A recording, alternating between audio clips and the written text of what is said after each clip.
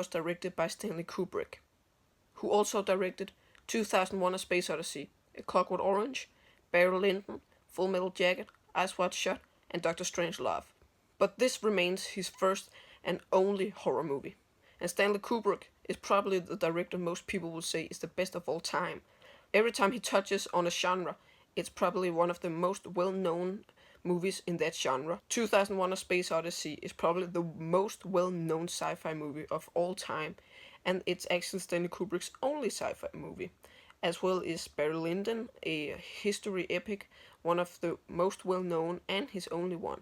It's pretty hard to talk about The Shining without spoiling it, so I'm going to split this video up in two parts. The first part is spoiler-free, and the second part is spoiler-filled. We're just going to talk everything in this movie. So let's start with the spoiler-free. I really like The Shining. It's probably one of my favorite horror movies of all time.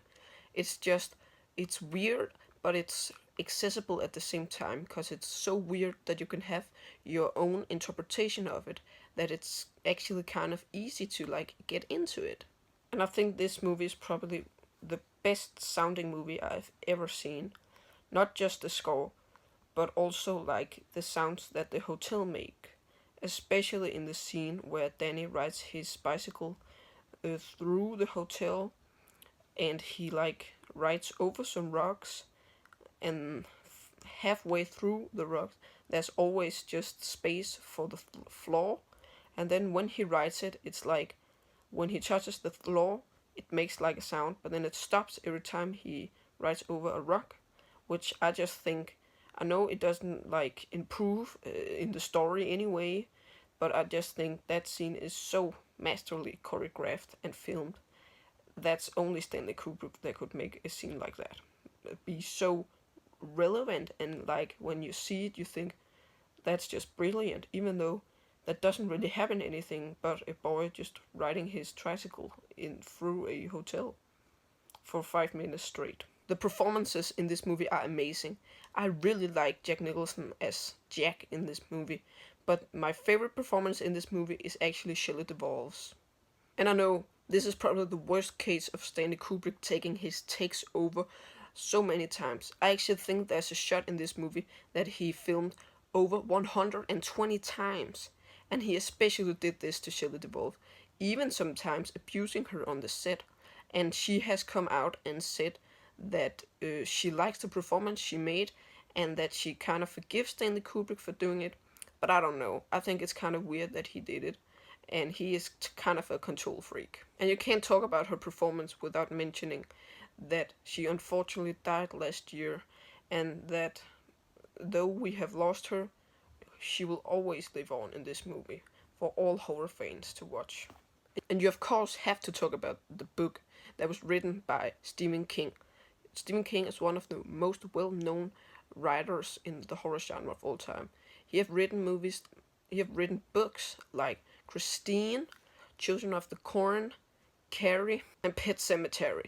King notoriously hates this movie for not being accurate to the source material enough.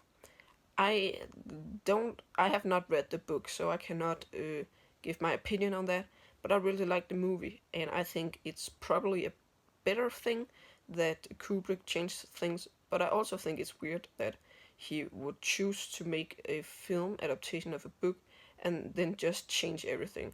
I know that the sequel, Doctor Sleep, that came out a few years ago, is actually more accurate to the source material than this is, but it's also a sequel to The Shining, so that's kind of confusing. This movie with The Exorcist, Psycho, and The Silence of the Lambs is probably one of the most well-known horror movies of all time. It's so known that it's probably even known as just being a mainstream movie. This is one of the longest horror movies of all time, being over 2 hours and 20 minutes long, at least in the US cut. Stanley Kubrick also made another cut that's 20 minutes shorter, that he actually have said that is his favorite version, but the longer version is still out there. But the time in this movie does not matter. Even though it's long, you can't feel it. It really moves fast, even though that doesn't really happen anything in the first half of the movie. It really picks up pace later, but I think it still has a great runtime. And before we go into the spoiler review, I'm going to give the movie a score for the people that don't want to get spoiled. I'm of course going to give this classic of a horror movie 5 out of 5 stars. I really like The Shining, and I think it's one of the best horror movies of all time, and it really deserves that status that it have. And now getting into the spoiler part, which I'm just going to say all the rest of this video is just spoilers. So if you don't want to get spoiled, you should probably leave now. And if you don't care, then just watch it. And if you already have seen it, you are of course just going to stay. So let's just talk spoilers. And one last thing is that I know the ending is really weird, and you probably want to know my opinion on that. So I'm going to talk about that at the end of the video, what my theory is for the ending. I'm going to give you that, but now we're just going to pick through the movie. Okay, first off, I'm going to say I know a lot of people think that it's intentional that Stanley Kubrick made mistakes in this movie. Like there's a scene where with a door there's a sticker of a one of the seven dwarfs from Snow White, and it then disappears in a later shot. And the same thing happens with a chair that moves throughout the scene. I don't think that Stanley Kubrick realized that happened. I know some people are like, but he really did that on purpose, to make us. Maybe it's because the hotel is haunted or something. No, it's not. It's because he made a mistake. I'm pretty sure.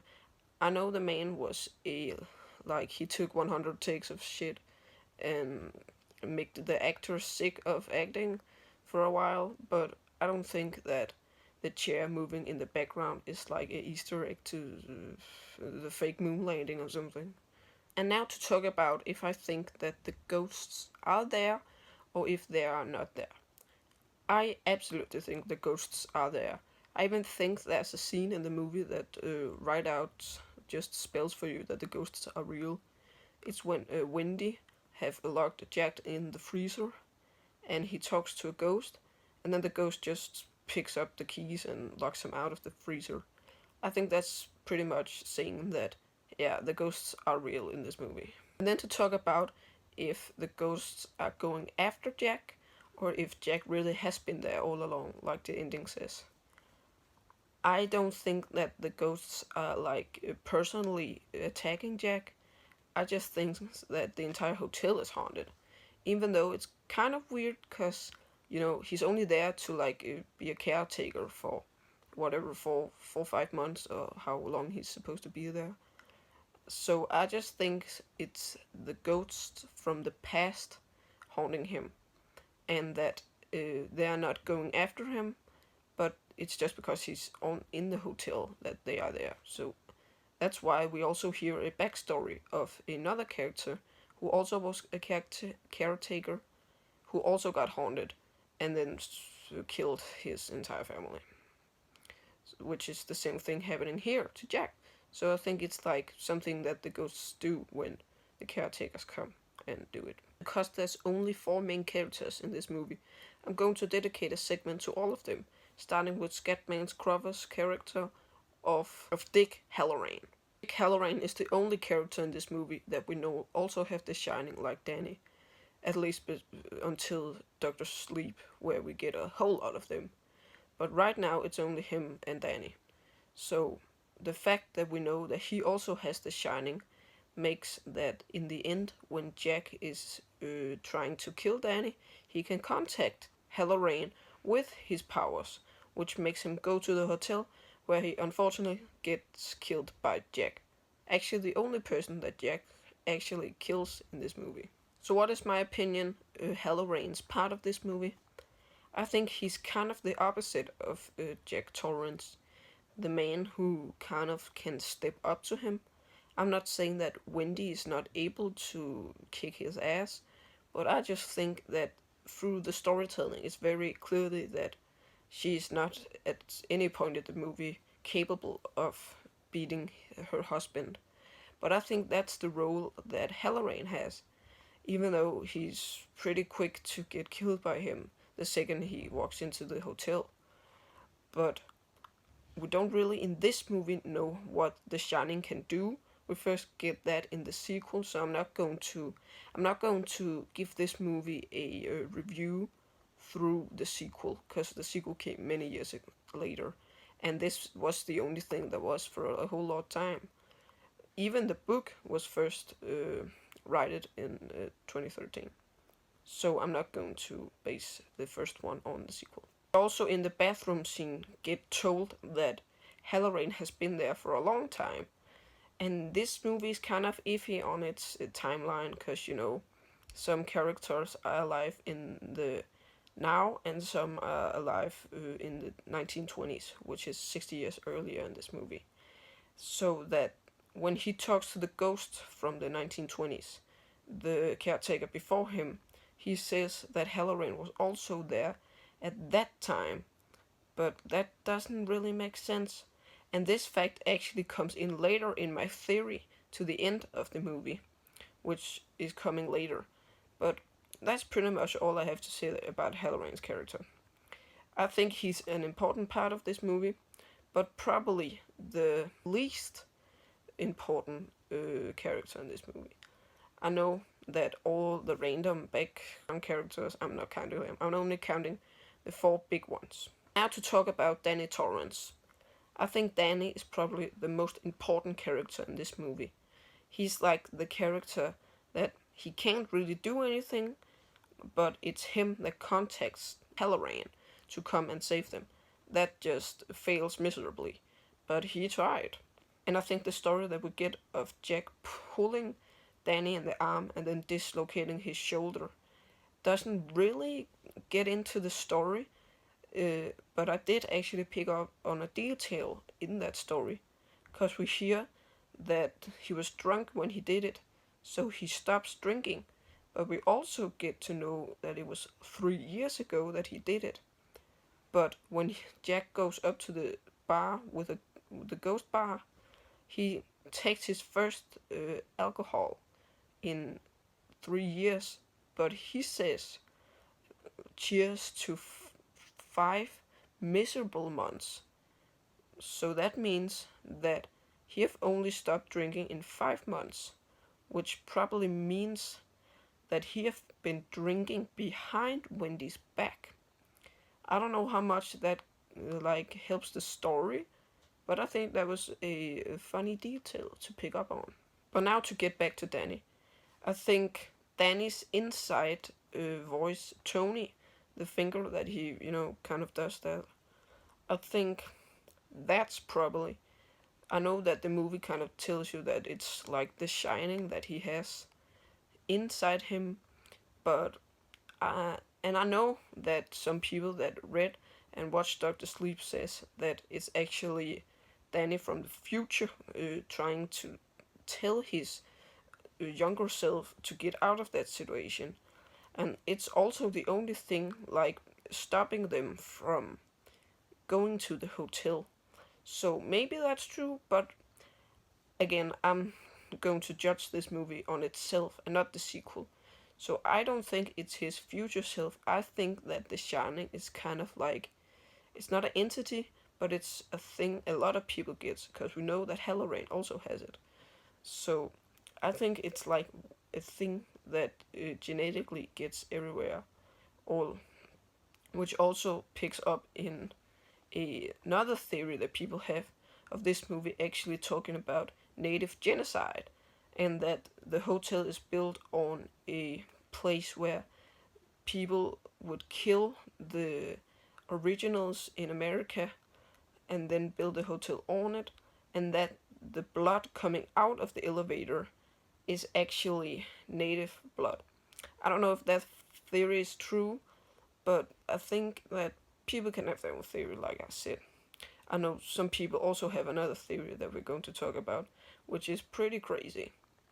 And they actually did a whole documentary film about people's theories called Room 237, which I actually recommend you watching if you like to get into the Shining theories. But I actually think that's all we have to talk about with Danny. He's a very interesting character. I would even say that he's actually the main character of the movie. even though that Jack is probably the most represented character in the movie, which actually is the character we're going to talk about next. I think that Jack is probably the most interesting character in the movie, and he probably is that on purpose, because, it's the person we are kind of supposed to get into, kind of sad for this man. I don't think that, because I don't think there's a moment in the movie where they're trying to, like, make us resonate with him, because he's actually kind of a jerk throughout the entire movie. Even before going to the hotel, he's kind of like, when Danny says he's hungry, he's like, then you should eat your breakfast or something. I know that's probably a thing all parents do, but if he is so happy to finally get his time to write his book, he should probably be more happy than he is in that scene. And Jack is also the character that's probably the only person you can blame for all the things that happen in the movie, even though that he is probably on the influence of some ghosts and stuff. It's still him that takes the chance to go to the hotel and thinks that he can do it, even though we see a lot throughout the movie that he just sits and writes his book when Wendy goes and do all the things that he's supposed to do, make sure to check in with the world outside so they are alive, make sure that everything throughout the hotel is warm so that the cold does not rot the hotel. So he actually just sits and writes his book. And the scene where we find out that all the things that he have written throughout the entire movie is just the same sentence over and over again, that's pretty devastating. Especially because he didn't write a single thing. But that scene also kind of confused me a little bit, because have he just started doing that from the second he came there? Because the movie kind of tells us that he's only in like the ghost's influence in the very last half of the movie, and that's really where he snaps.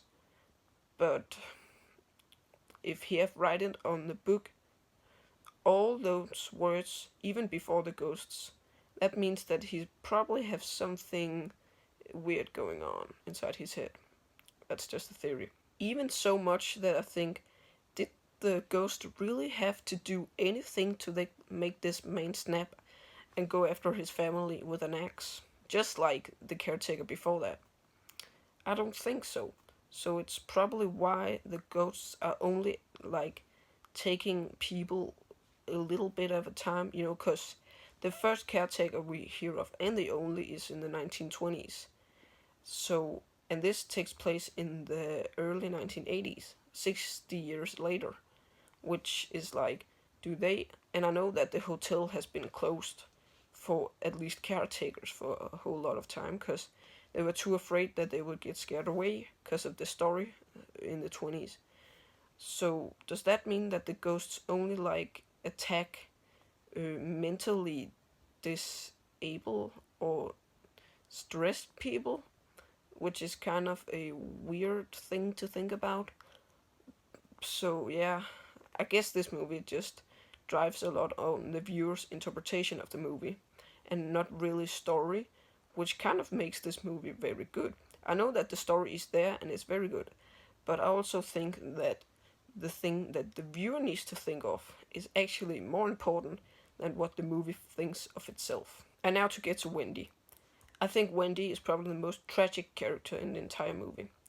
Even though that Danny is probably traumatized for his life forever, again, not talking about Dr. Sleep, is because his dad attacked him as a child and freezed to death afterwards.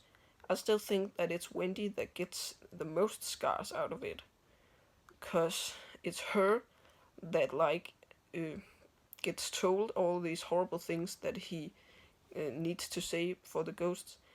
And again, the ghosts are not like really evil, because they are in the last act they kind of tells us that the ghosts are just the people from the 20s still there and influencing him, so they wouldn't like say to him that he should kill his family. I just think that that's something that he like decided himself. But again, get to her. I think that it's actually her that gets the most like done to Jack, because Hallorann comes to the hotel and just dies immediately. But it's Wendy that fights off Jack and takes Danny through the maze, down to the maze where Jack freezes to death, and her actually finding all those things and getting away from it. I know that it was Hallorann driving the like snow, I don't know what that's called, hill, and therefore it's not really because the snow car or whatever was packed at their hotel was destroyed by Jack because he didn't want them to get away. So the one that they drive off in is Dick's. So even though he took it there, I still think it's pretty, that she found out that he'd had one there and then she used that. That's pretty clever of her. So I don't think it's all Hallorann's part, even though he did a lot of things, also dying.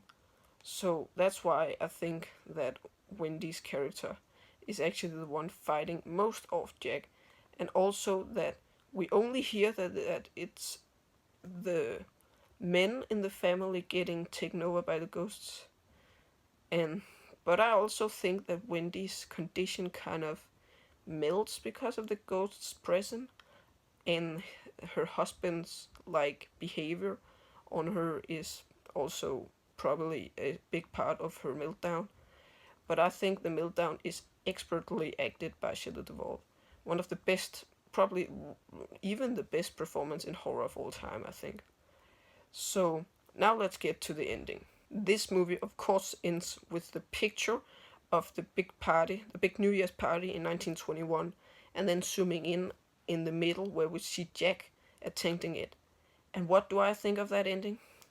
I think that it's the hotel being kind of like a time in capsule of all things.